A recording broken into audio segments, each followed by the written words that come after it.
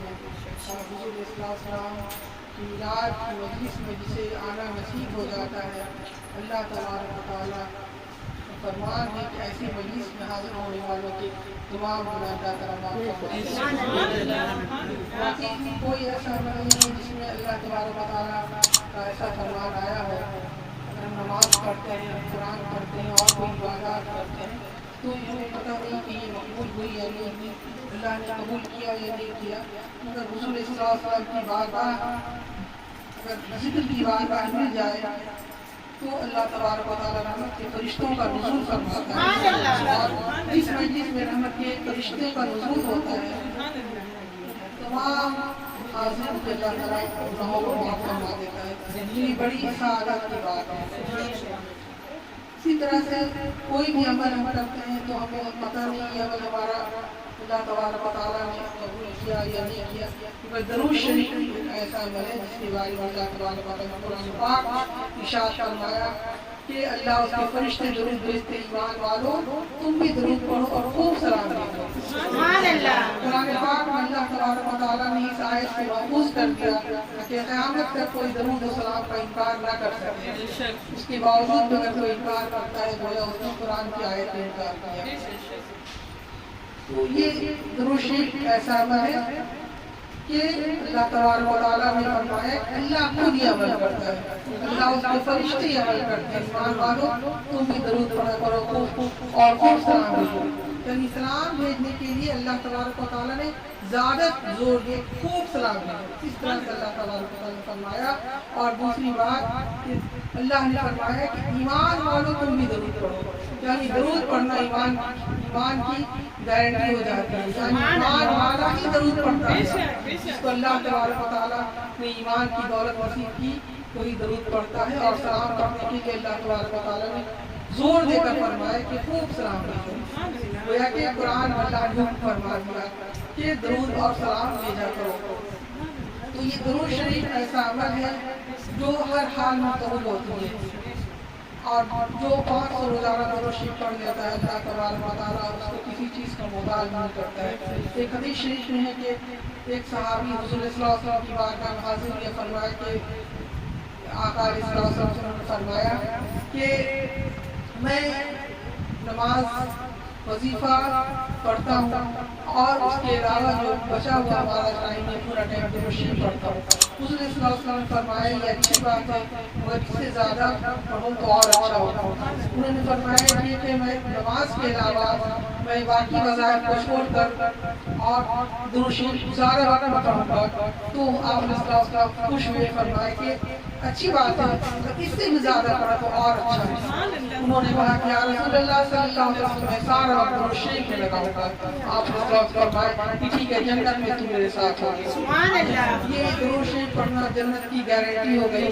درود شریف پڑھنا یہ اس کی مقبولیت کی گارنٹی ہوتی ہے، اور قیامت کے دن انسان کے جب میزان کے سامنے لایا جائے گا، اعمال تولے جائیں گے، اس وقت یہ درود شریف کس قدر مددگار ہوتی ہے کہ جب گناہوں کا پلڑا بھاری ہو جاتا ہے تو درود شریف اس وقت جب نیکیوں کے پلڑے پر رکھے جاتے ہیں تو نیکی کا پلڑا بھاری ہو جاتا ہے۔ درود شریف اس قدر کارگر ہوتی ہے دنیا میں بھی آخرت میں بھی، ہر معاملات میں، یہاں تک کہ ہم درود شریف جس کے نام سے بخشتے ہیں اس کی بھی بخشائش ہو جاتی ہے، جس کے نام سے درود شریف بھیجتے ہیں پڑھنے والوں کو بھی اتنا ہی ثواب ملتا ہے، جس کے نام پر ہم اس کو بخشتے ہیں اسے بھی اسی قدر ثواب ملتا ہے، حتیٰ کہ وہ بخش دیا جاتا ہے۔ سبحان اللہ۔ کسی ایک عاشق کا ذکر ہے کہ انہوں نے جب درود شریف پڑھنا شروع کیا اور 1 لاکھ تک درود شریف پڑھ لیا انہوں نے، تو انہوں نے خواب دیکھا کہ کوئی نالا ہے اور نالا انہیں پار کرنا ہے، نالا ہے بہت گندا پانی نظر آ رہا ہے، اور نالا جیسے ہی پار ہو جائے گا، اس کے پار ہونے سے ایک ہریالی ہرا بھرا جنت کا منظر نظر آ رہا ہے۔ انہوں نے سوچا کہ میں اس گندے پانی کو کیسے پار کروں، لیکن پھر بھی وہ نالے سے پار کرنا چاہے اور پار کر گئے۔ پار کرنے کے بعد میں جب وہ خوبصورت منظر نظر آیا، ہریالی جنت سے جیسا باغیچہ دکھائی دے رہا، جب پیچھے مڑ کر دیکھتے ہیں تو جو گندا پانی کا نالا تھا وہ بالکل صاف ستھرا پانی اس قدر صاف دکھائی دے رہا ہے کہ اندر کے جو پتھر تھے وہ بھی چمک رہے ہیں۔ تو तो उन्हें ख्याल हुआ कि अभी नहीं पानी गंदा था और इस कदर साफ सुथरा पानी कैसे हो गया। उन्हें आवाज़ आई कि ये तुम्हारे दरूद पढ़ने की वजह से पानी गंदगी साफ हो, इसकी गंदगी साफ हो, अमाल ऐसे भूल जाते हैं। अब उन्होंने क्या किया कि अब एक मामूल बना लिया हर दरूद शरीफ पढ़ने का, और फिर उन्होंने लोगों को भी ताकीद करना शुरू कर दिया कि हर कोई दरूद शरीफ पढ़े और लोगों को तालीम देते रहे जिंदगी भर कि दरूद शरीफ पढ़ा करे और हर कोई दरूद शरीफ पढ़ा करे। तो अल्लाह तबारक व तआला हम सबको ज़्यादा से ज़्यादा दरूद शरीफ पढ़ने की तौफीक अता फरमाए। अल्लाह तबारक व तआला ने कुरान पाक में जो दरूद शरीफ का हुक्म फरमाया है, ये तो एक बात हो गई कि अल्लाह तबारक व तआला जिस काम के लिए खुद करता है और हुक्म देता है, इसकी किस कदर फजीलत होगी।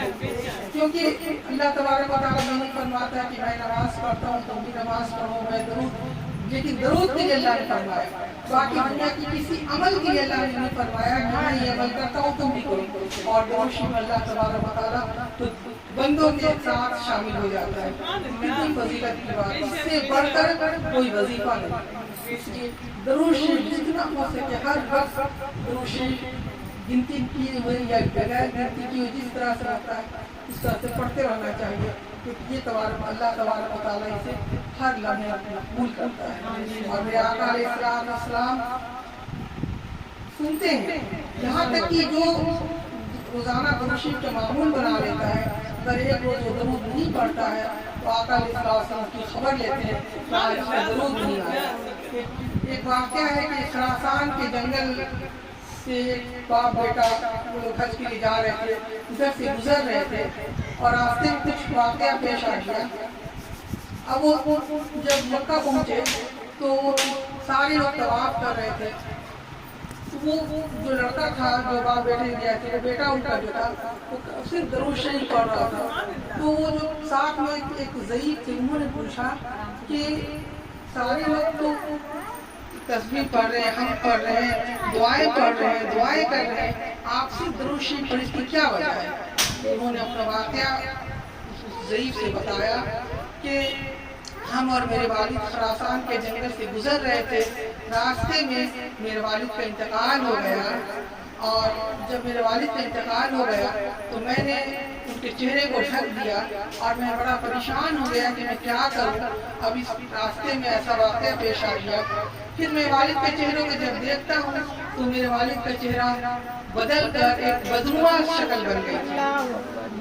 अब उन्हें ख्याल है कि आखिर क्या बात है, अब मैं लोगों को कैसे खबर करूंगा।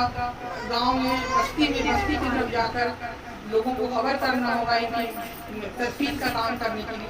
अब लोगों को खबर कैसे करूँगा, इस शक्ल को कैसे दिखाऊंगा। फिर चेहरे को ढक देते हैं और फिर आँख बंद करके उदासी में बैठ जाते हैं।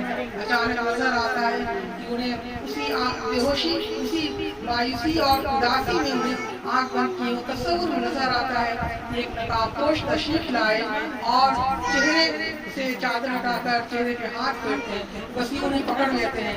आप कौन हैं? फरमाते हैं मैं मोहम्मद सल्लल्लाहु अलैहि वसल्लम। मेरा ये आशिक ये दरूद शरीफ रोज़ाना पढ़ता था, आज इसका दरूद मेरी बारगाह में पेश नहीं हुआ तो मैंने इसकी खबर ली, पता चला कि उसका इंतकाल हो गया है।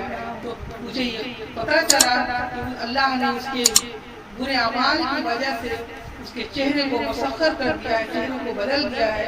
तो मेरा उस पे दरूद शरीफ पढ़ने वाला इस तरह से रुसवा नहीं हो सकता है। अल्लाह तबारक व तआला ने तो क़यामत दिन उसे बख्शना ही था, मगर मुझे ये भी गवारा नहीं था कि अभी लोगों के सामने से रुसवाई हो, तो इसलिए मैं इसकी खबर लेने के लिए आ गया। उसके बाद जब इनकी आँख इधर से खुल जाती है और ये मंजर ध्यान में आता है, देखते हैं जब चादर हटाते हैं चेहरा पहले से भी ज्यादा पुरनूर हो गया, रोशन हो गया। और फिर उन्होंने बस्ती में जाकर के लोगों को खबर की और तदफीन का काम हो गया और वो फिर अकेले हज के लिए चले गए। इसलिए कहा कि अब दरूद न पढ़ूं तो और क्या पढ़ूं, दरूद शरीफ से बढ़कर कौन सा है। तो इसलिए हम सबको अल्लाह तबारक व तआला की दुआ है हम सबको मोहब्बत में कामिल करे और ज़्यादा से ज़्यादा हर लम्हे दरूद शरीफ पढ़ने की तौफीक अता फरमाए। सल्लल्लाहु अलैहि वसल्लम।